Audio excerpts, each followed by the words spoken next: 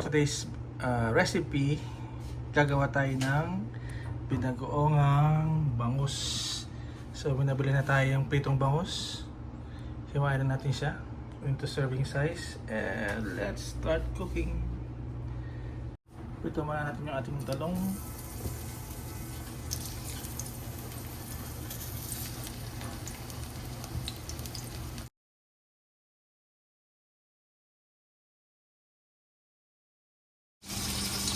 Ito na yung ating talong.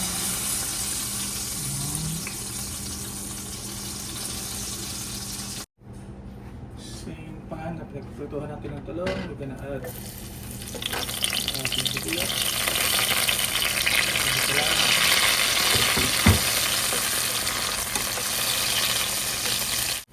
Then yung ating garlic, of course. Isa-isa.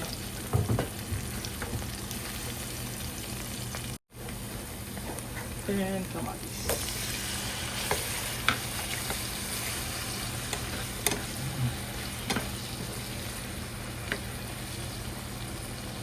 So, bulan natin para maluto yung ating kamatis.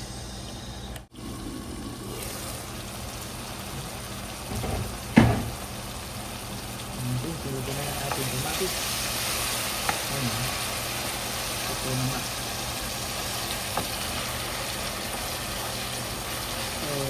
Season nyo na lang siya, pero huwag mo na munang lagyan ng asin kasi nga maalat ang ating lagyan. So, lagyan lang yung granules, yung granules.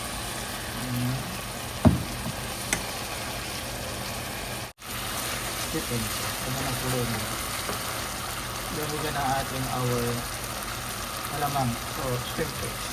First, lagyan muna tayo ng tubig para hindi dry ang ating pinagawa. Konti lang yun. Yung ating shrimp paste o soup, ginisang alamang naman na yung nasa baso. You can always adjust sa gusto niyong alat. Iba na yung amoy.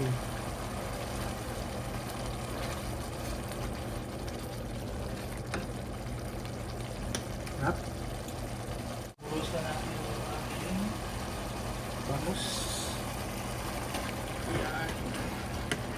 Harap kumapit na yung sauce. Kung gusto nyo mas masabaw, you can add more water. Ito lang kasi luto ng ating bangus. Yan, iwawan tayo magluto at maamoy ng kapitbahay yung alamang.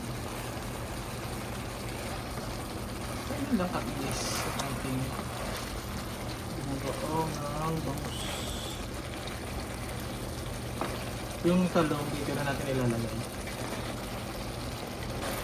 Ito lang naman yung isa. You can add some cheese or sili. Ano?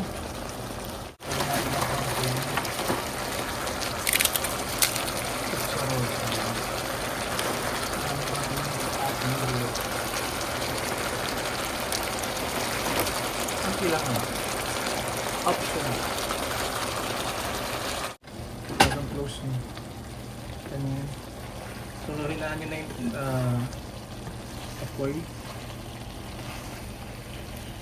Kung sabi ko na nga kung gusto nyo ng mas maraming sauce, itagal nyo ng tubig. At kung gusto nyo mas maalat, you can add more shrimp paste. By this time, we're gonna add our talong. Ay, halo lang. Tapos na. Ngayon lang para hindi matulog yung ating bangus.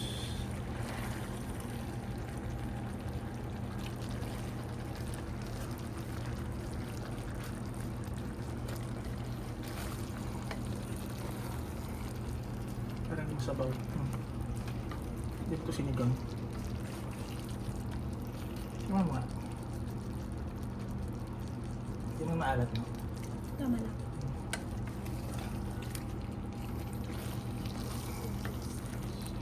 Ha? Matamis? Medyo matamis-tamis. Alam mo kung nilagay na asukal dyan? Ano yun siguro? Ayan o. Ay, sarap. May chicharon pa. At ihanda ang nasarta.